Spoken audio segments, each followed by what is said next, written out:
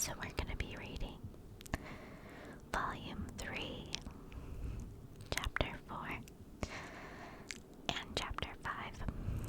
We're almost to the end now. So tomorrow you will read Chapter 6, and then to finish it off on Halloween we'll read Chapter 7. So today's video should be around the average length, which should be about 40 minutes-ish or so.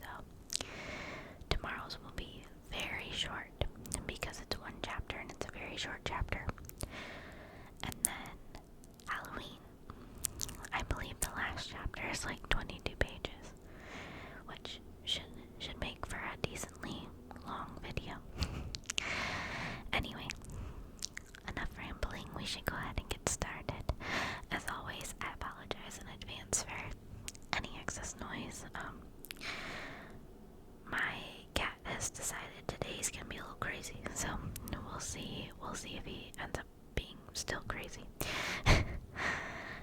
Anyway, so Frankenstein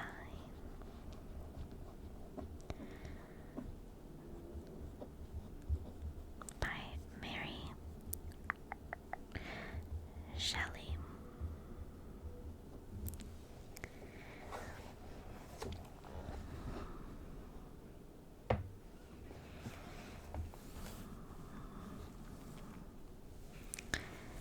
Chapter 4.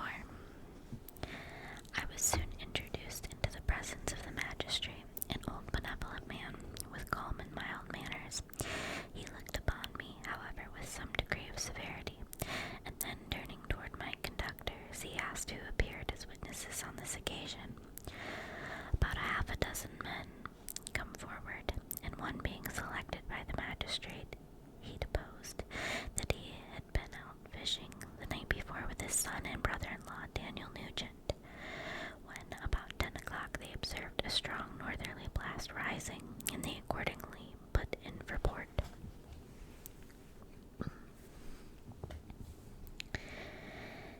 It was a very dark night, as the moon had not yet risen. They did not land at the harbor, but as they had been accustomed, at a creek about 2 miles below. He walked on first, carrying a part of the fishing tackle, and his companions followed him at some distance. As he was proceeding along the sands, he struck his foot against something,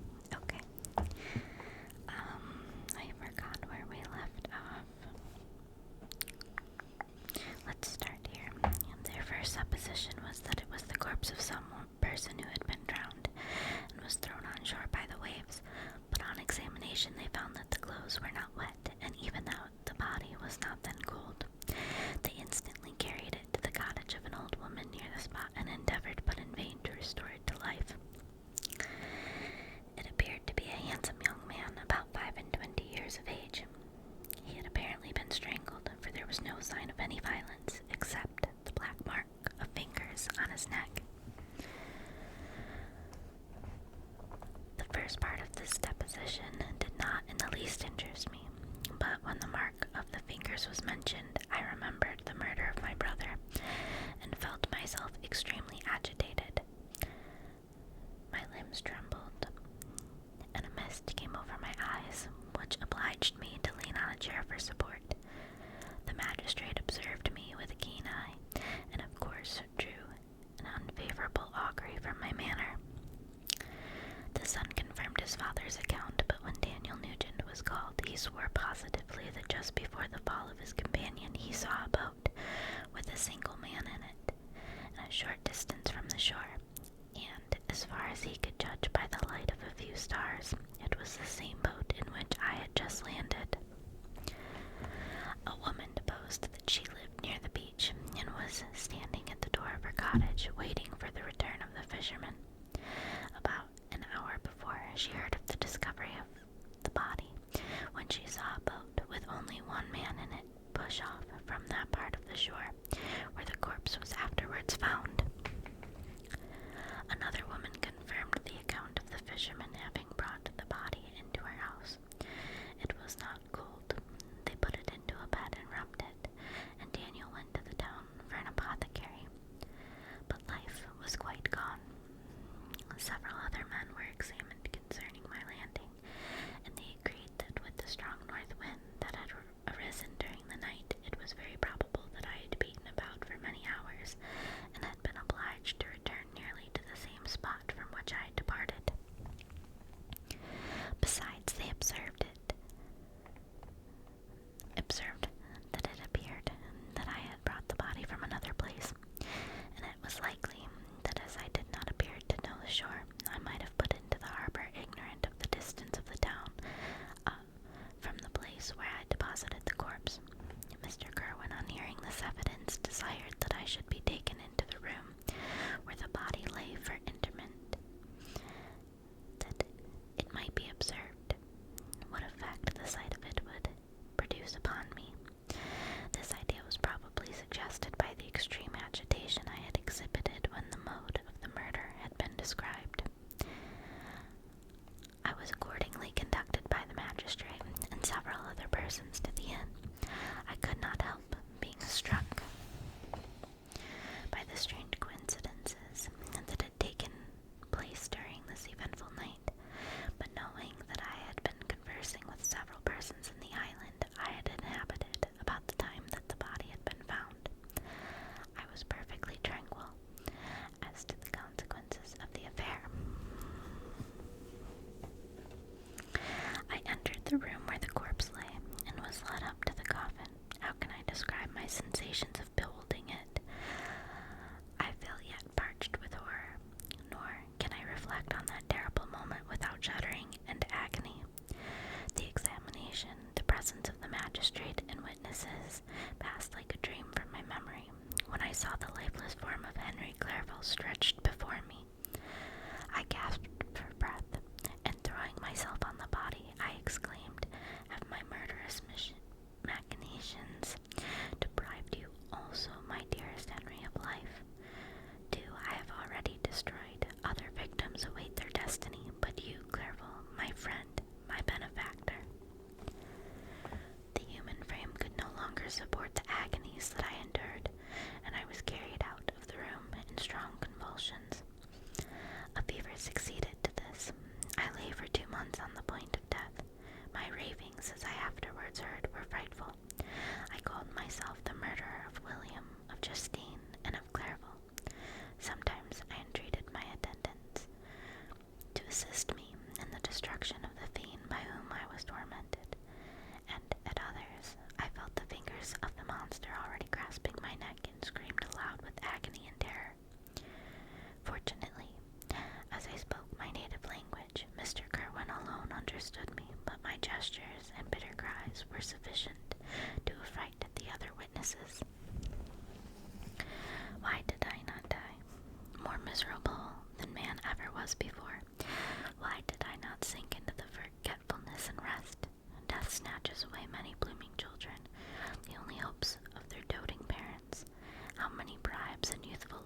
as have been one day in the bloom of health and hope, and the next a prey for worms in the decay of the tomb. Of what materials was I made, that I could thus resist so many shocks, which, like the turning of the wheel, continually renewed the torture? But I was doomed to live, and in 2 months found myself as awaking from a dream, in a prison, stretched on a wretched bed, surrounded by collars, turnkeys, bolts, and all the miserable apparatus of a dungeon. It was morning, I remember, when I thus awoke to understanding.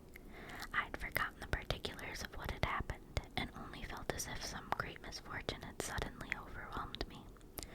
But when I looked around and saw the barred windows and the squalidness of the room in which I was, all flashed across my memory, and I groaned bitterly.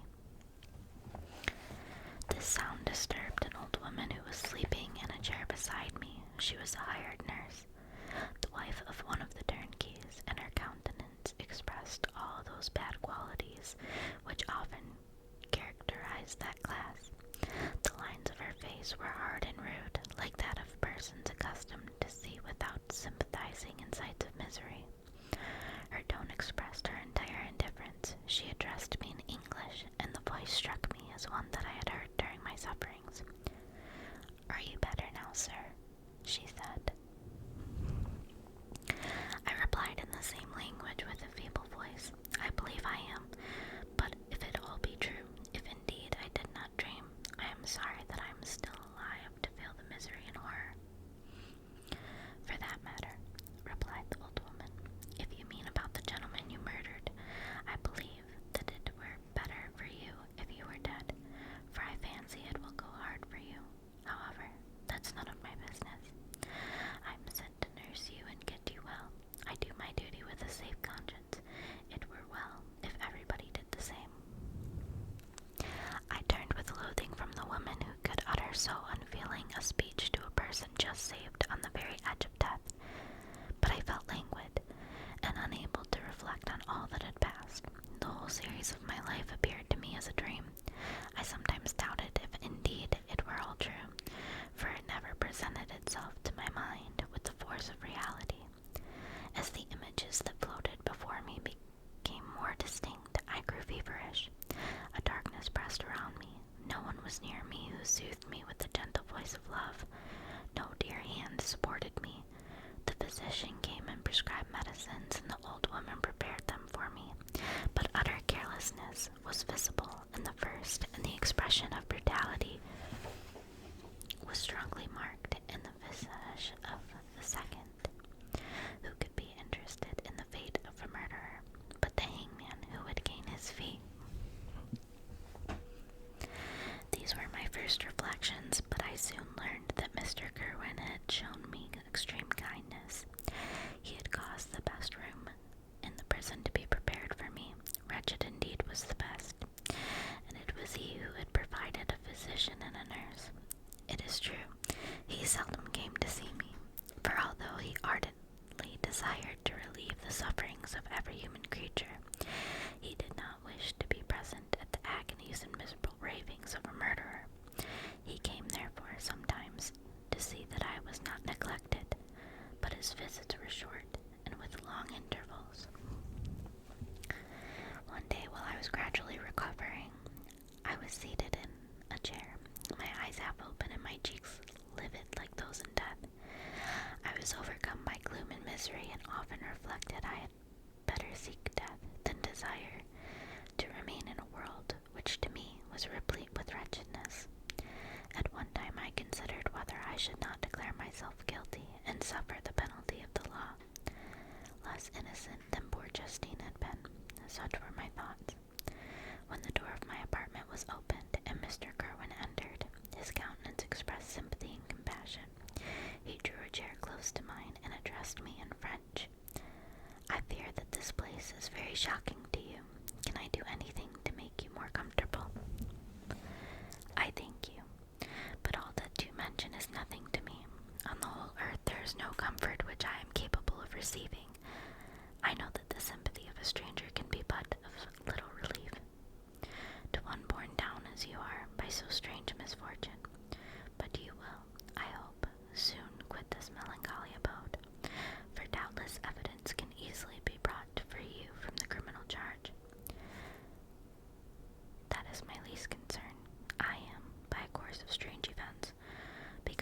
miserable of mortals, persecuted and tortured as I am, and have been, can death be any evil to me?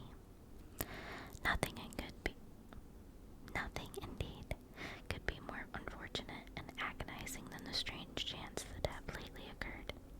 You were thrown by some surprising accident on this shore, renowned for its hospitality, seized immediately, and charged with murder.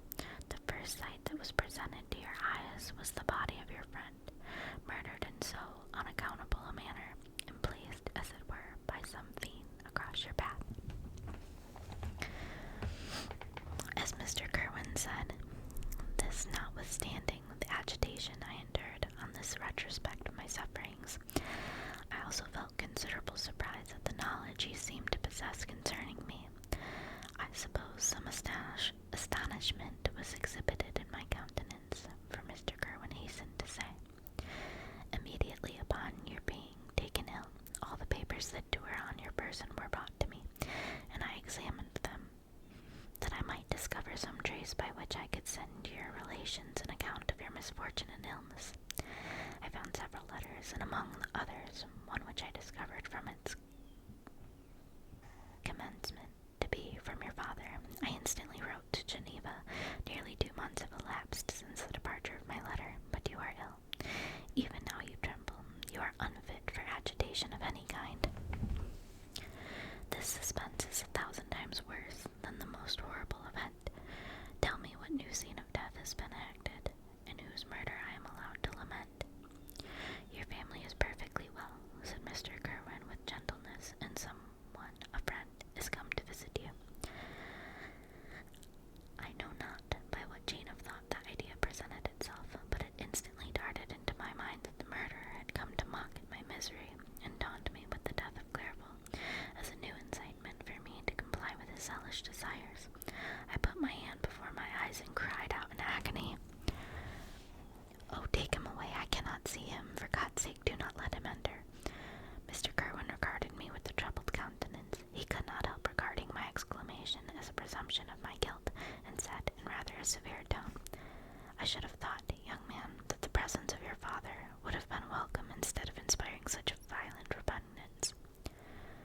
"My father," I cried, while every feature and every muscle was relaxed from anguish to pleasure. "Is my father indeed come? How kind, how very kind!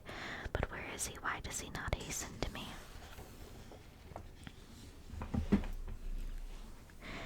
My change of manner surprised and pleased the magistrate. Perhaps he thought that my former exclamation was a momentary return of delirium, and now he instantly resumed his former benevolence. He rose and quitted the room with my nurse, and in a moment my father entered it. Nothing at this moment could have given me greater pleasure than the arrival of my father. I stretched out my hand to him and cried, "Are you then safe?" And Elizabeth, and Ernest. My father calmed me with the assurances of their welfare, and endeavored, by dwelling on their subjects so interesting to my heart, to raise my desponding spirits, but he soon felt that a prison cannot be the abode of cheerfulness. "What a place is this that you inhabit, my son?" said he, looking mournfully at the barred windows and wretched appearance of the room. "You traveled to seek happiness, but a fatality seems to pursue you in poor Clerval. The name of my unfortunate and murdered friend was an agitation too great to be endured. In my weak state, I shed tears." "Alas, yes, my father," replied I, "some destiny of the most horrible kind hangs over me, and I must live to fulfill it, or surely I should have died on the coffin of Henry." We were not allowed to converse for any length of time, for the precarious state of my health rendered every precaution necessary that could ensure tranquillity. Mr. Kerwin came in, and insisted that my strength should not be exhausted by too much exertion, but the appearance of my father was to me like that of my good angel, and I gradually recovered my health. As my sickness quitted me, I was absorbed by gloomy and black melancholy that nothing could dissipate. The image of Clerval was for ever before me, ghastly and murdered. More than agitation into which these reflections threw me made my friends dread a dangerous relapse. Alas, why did they preserve so miserable and detested a life? It was surely that I might fill my destiny, which is now drawing to a close. Soon, oh, very soon, will death extinguish these throbbings and relieve me from the mighty weight of anguish that bears me to the dust, and executing the award of justice, I shall also sink to rest. Then the appearance of death was distant, although the wish was ever present to my thoughts, and I often sat for the hours motionless and speechless, wishing for some mighty revolution that might bury me and my destroyer in its ruins. The season of the assizes approached. I had already been 3 months in prison, and although I was still weak and in continual danger of relapse, I was obliged to travel nearly 100 miles to the country town where the court was held. Mr. Kerwin charged himself with every care of collecting witnesses and arranging my defense. I was spared the disgrace of appearing publicly as a criminal, as the case was not brought before the court that decides on life and death. The grand jury rejected the bill. On its being proved that I was on the Orkney Islands at the hour the body of my friend was found, and a fortnight after my removal was liberated from prison. My father was enraptured on finding me freed from the vexation of a criminal charge, that I was again allowed to breathe the fresh atmosphere and permitted to return to my native country. I did not participate in these feelings, for to me the walls of a dungeon or palace were alike hateful. The cup of life was poisoned forever, and although the sun shone upon me, as upon the happy and gay of heart, I saw around me nothing but a dense and frightful darkness, penetrated by no light but the glimmer of 2 eyes that glared upon me. Sometimes they were the expressive eyes of Henry, languishing in death, the dark orbs nearly covered by the lids, and the long black lashes that fringed them. Sometimes it was the watery, clouded eyes of the monster, as I first saw them in my chamber at Ingolstadt. My father tried to awaken in me the feelings of affection. He talked of Geneva, which I should soon visit, of Elizabeth and Ernest, but these words only drew deep groans from me. Sometimes, indeed, I felt a wish for happiness, and thought with melancholy delight of my beloved cousin, or longed with devouring melito to pace, to see once more the blue lake in rapid Rome that had been so dear to me in early childhood. But my general state of feeling was a torpor, in which a prison was as welcome a residence as the divinest scene in nature, and these fits were seldom interrupted but by paroxysms of anguish and despair. At these moments I often endeavored to put an end to the existence I loathed, and it required unceasing attendance and vigilance to restrain me from committing some dreadful act of violence. Yet one duty remained to me, the recollection of which finally triumphed over my selfish despair. It was necessary that I should return without delay to Geneva, there to watch over the lives of those I so fondly loved, and to lie in wait for the murderer, that if any chance led me to the place of his concealment, or if he dared again to blast me by his presence, I might with unfailing aim put an end to the existence of the monstrous image which I had endured with mockery of a soul still more monstrous. My father still desired to delay our departure, fearful that I could not sustain the fatigues of a journey, for I was shattered wreck, the shadow of a human being. My strength was gone. I was a mere skeleton, and fever night and day preyed upon the wasted frame. Still, as I urged our leaving Ireland with such inquietude and impatience, my father thought it best to yield. We took our passage on board a vessel bound for Havnegras, and sailed with a fair wind from the Irish shores. It was midnight. I lay on the deck looking at the stars and listening to the dashing of the waves. I held the darkness that shut Ireland from my sight, and my should soon see Geneva. The past appeared to me in the light of a frightful dream, yet the vessel in which I was, the wind that blew me from the detested shore of Ireland, and the sea which surrounded me, told me too forcibly that I was deceived by no vision, and that Claribel, my friend and dearest companion, had fallen a victim to me and the monster of my creation. I repassed my memory my whole life, my quiet happiness while residing with my family in Geneva, the death of my mother and my departure for Ingolstadt. I remembered shuddering the mad enthusiasm that hurried me on to the creation of my hideous enemy, and I called to mind the night in which he first lived. I was unable to pursue the train of thought.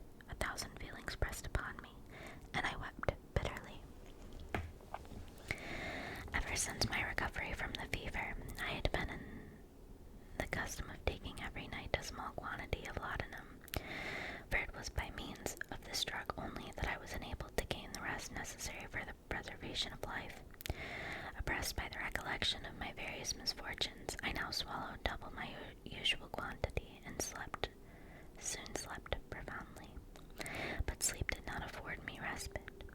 From thought and misery, my dreams presented 1,000 objects that scared me.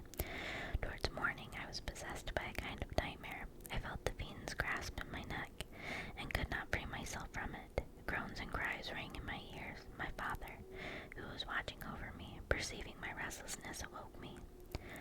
The dashing waves were around, the cloudy sky above. The fiend was not there. A sense of security, a feeling that a truce was established between the present hour and the irresistible, disastrous future, imparted to me a kind of calm forgetfulness, of which the human mind is by its structure peculiarly I struggle with that every time. Susceptible. Okay, so we are on chapter 5, but I need to get a drink of water. So give me 1 minute.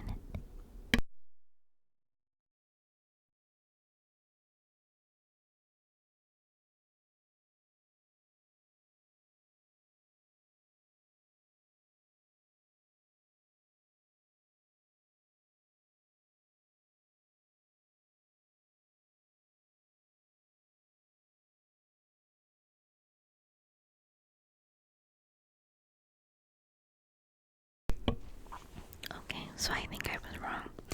Seems these chapters are a little longer, but that is okay. Hopefully you guys don't mind too much. Chapter 5. The voyage came to an end. We landed and proceeded to Paris. I soon found that I had overtaxed my strength, and that I must repose before I could continue my journey. My father's care and attentions were indefatigable, but he did not know the origin of my sufferings, and sought erroneous methods to remedy the incurable ill. He wished me to seek amusement in society. I abhorred the face of man. Oh, not abhorred. They were my brethren, my fellow beings, and I felt attracted even to the most repulsive among them as the creatures of an angelic nature and celestial mechanism. But I felt that I had no right to share their intercourse. I had unchained an enemy among them, whose joy it was to shed their blood, and to revel in their groans. How they would each and all abhor me, and hunt me from the world, did they know my unhallowed acts, and the crimes which had their source in me. My father yielded at length to my desire to avoid society, and strove by various arguments to banish my despair. Sometimes he thought that I felt deeply the degradation of being obliged to answer a charge of murder, and he endeavored to prove to me the futility of pride. Alas, my father, said I, how little do you know me? Human beings, their feelings and passions would indeed be degraded if such a wretch as I felt pride. Justine, poor unhappy Justine, was as innocent as I, and she suffered the same charge. She died for it, and I am the cause of this. I murdered her. William, Justine, and Henry, they all died by my hands. My father had often, during my imprisonment, heard me make the same assertion. When I thus accused myself, he sometimes seemed to desire an explanation, and at others he appeared to consider it as the offspring of delirium, and that during my illness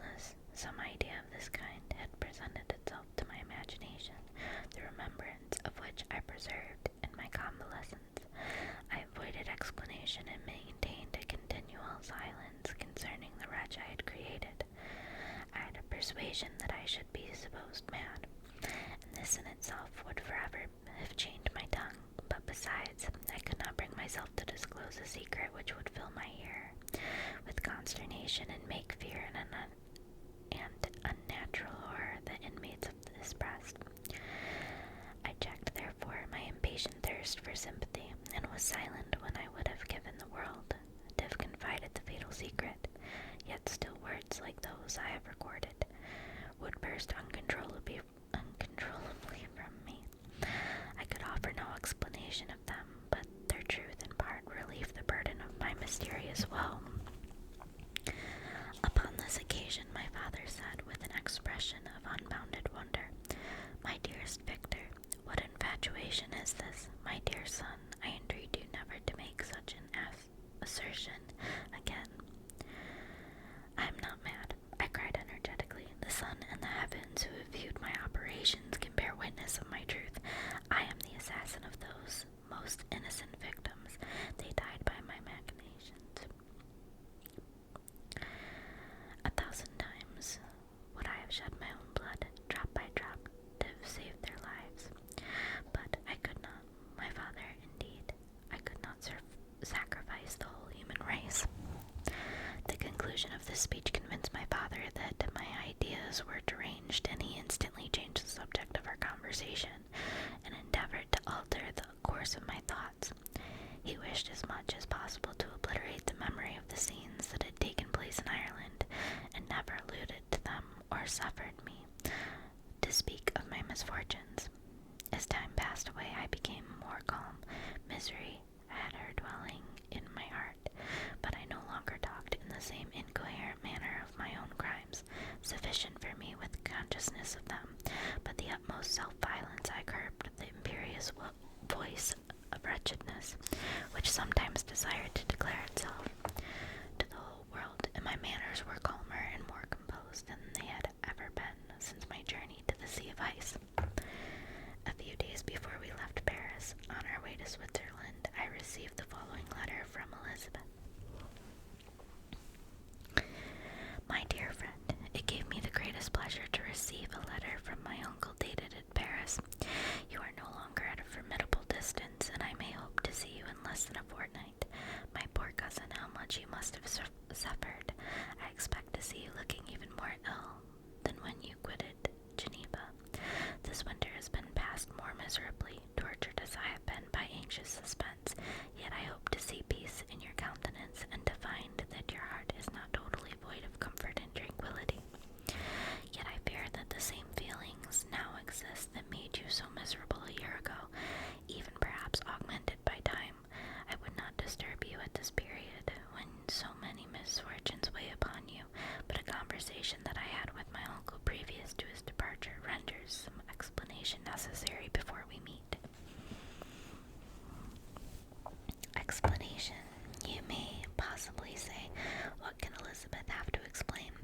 If you really say this, my questions are answered and all my doubts satisfied, but you are distant from me, and it is possible that you may dread and yet be pleased with this explanation, and in a probability of this being the case, I dare not any longer postpone writing what during your absence I had often wished to express to you, but have never had the courage to begin.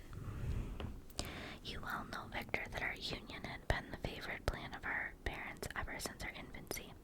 We were told this when young, and taught to look forward to it as an event that would certainly take place. We were affectionate playfellows during childhood, and I believe dear and valued friends to one another as we grew older, but as brother and sister often entertain a lively affection toward each other without desiring a more intimate union. May not such also be our case? Tell me, dearest Victor, answer me, I conjure you, by our mutual happiness, with simple truth, do you not love another? You have traveled. You have spent several years of your life at Ingolstadt, and I confess to you, my friend, that when I saw you last autumn so unhappy, flying to solitude from the society of every creature, I could not help supposing that you might regret our connection, and believe yourself bound in honor to fulfill the wishes of our parents, although they opposed themselves to your inclinations. But this is false reasoning. I confess to you, my friend, that I love you, and that in my airy dreams of futurity, you have been my constant friend and companion, but it is your happiness I desire as well as my own. When I declared to you that our marriage would render me eternally miserable, unless it were the dictate of your own free choice. Even now I weep to think that, borne down as you are, my cruelest misfortunes you may stifle by the word honor all hope of that love and happiness which would alone restore you to yourself. I, who have so disinterested an affection for you, may increase your miseries tenfold by being an obstacle to your wishes. Victor, be assured that your cousin and playmate has too sincere a love for you not to be made miserable by this supposition. Be happy, my friend, and if you obey me in this one request, remain satisfied that nothing on earth will have the power to interrupt my tranquillity. Do not let this letter disturb you, and do not answer tomorrow or the next day or even until you come, if it will give you pain. My uncle will send me news of your health, and if I see but one smile on your lips when we meet, occasioned by this or any other exertion of mine, I shall need no other happiness. Elizabeth Lavenza, Geneva, May 18th, 17. This letter revived in my memory what I had before forgotten, the threat of the fiend. I will be with you on your wedding night. Such was my sentence, and on that night would the demon employ every art to destroy me, and tear me from the glimpse of happiness, which promised partly to console my sufferings. On that night he had determined to consummate his crimes by my death. Well, be it so.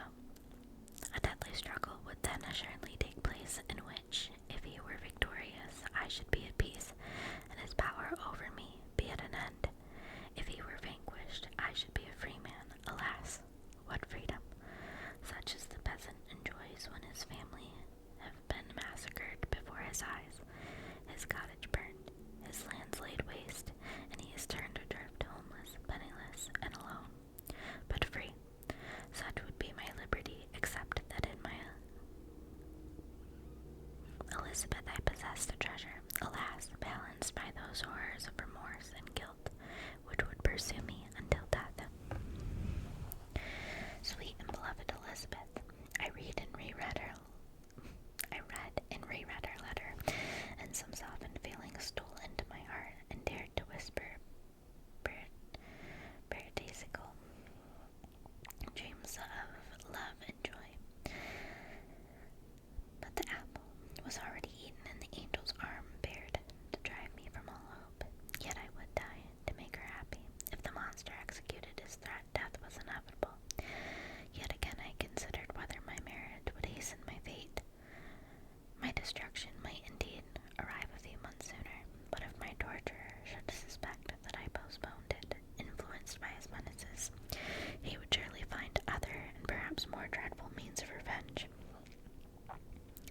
He had vowed to be with me on my wedding night, yet he did not consider that threat as binding him to peace in the meantime, for as if to show me that he was not yet satiated with blood, he had murdered Clerval immediately after the enunciation of his threats. I resolved, therefore, that if my immediate union with my cousin would conduce either to hers or my father's happiness, my adversary's designs against my life should not at a single hour. In this state of mind, I wrote to Elizabeth. My letter was calm and affectionate. I fear, my beloved girl, I said, little happiness remains for us on earth. Yet all that I may one day enjoy is centered in you. Chase away your idle fears. To you alone do I consecrate my life and my endeavors for contentment. I have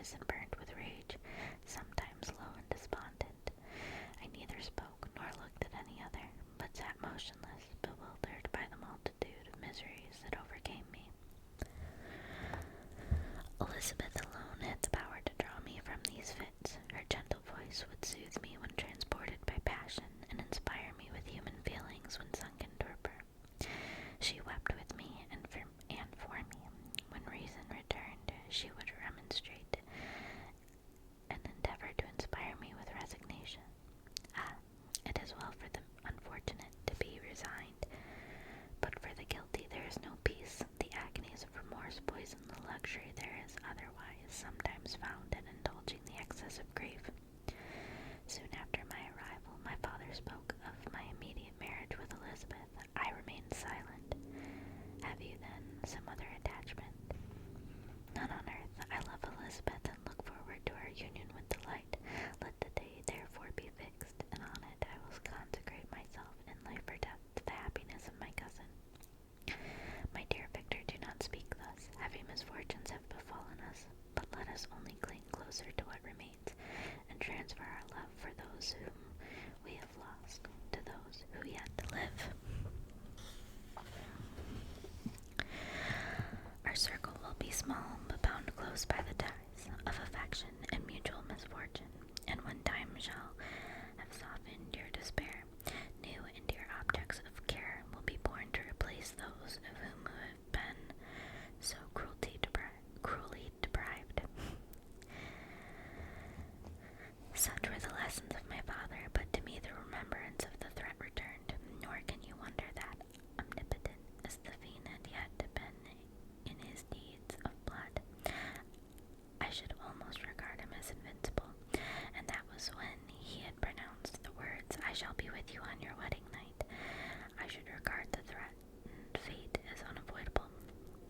But death was no evil to me, if the loss of Elizabeth were balanced with it, and I therefore, with a contented and even cheerful countenance, agreed with my father that if my cousin would consent, the ceremony should take place in 10 days, and thus put, as I imagined, the seal to my fate.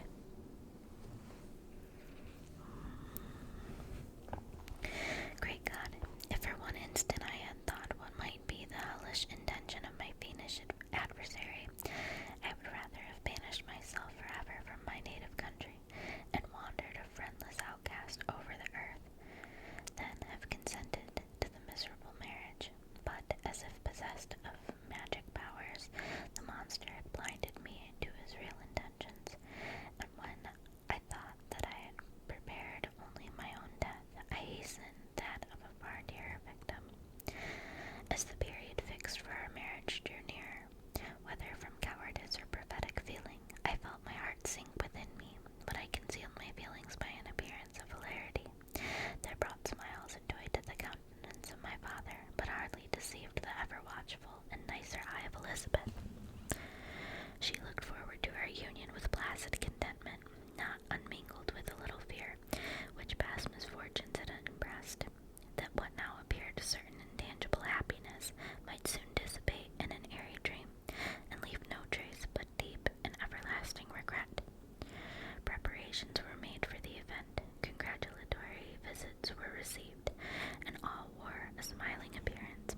I shut up, as well as I could, in my own heart, the anxiety that preyed there, and entered with seeming earnestness into the plans of my father, although they might only serve as the decorations of my tragedy.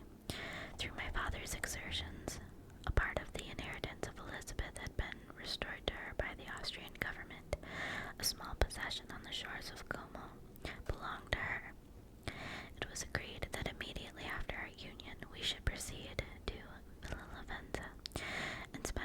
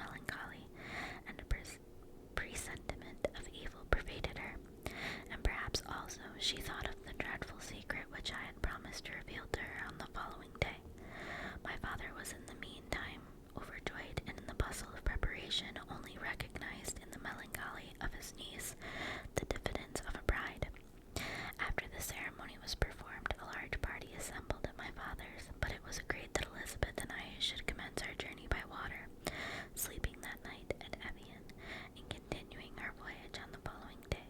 The day was fair, and the wind favorable. All smiled on our nuptial embarkation. Those were the last moments of my life during which I enjoyed the feelings of happiness. We passed rapidly along. The sun was hot, but we were sheltered from its rays by a kind of canopy, while we enjoyed the beauty of the scene, sometimes on one side of the lake, where we saw Montselive, the pleasant banks of Montlake, and at a distance surmounting all, the beautiful Mont Blanc, and the assemblage of snowy mountains that in vain endeavored to emulate her, sometimes coasting the opposite banks. We saw the mighty Jura, opposing its dark side to the ambition that would quit its native country, and an almost insurmountable barrier to the invader who should wish to enslave it.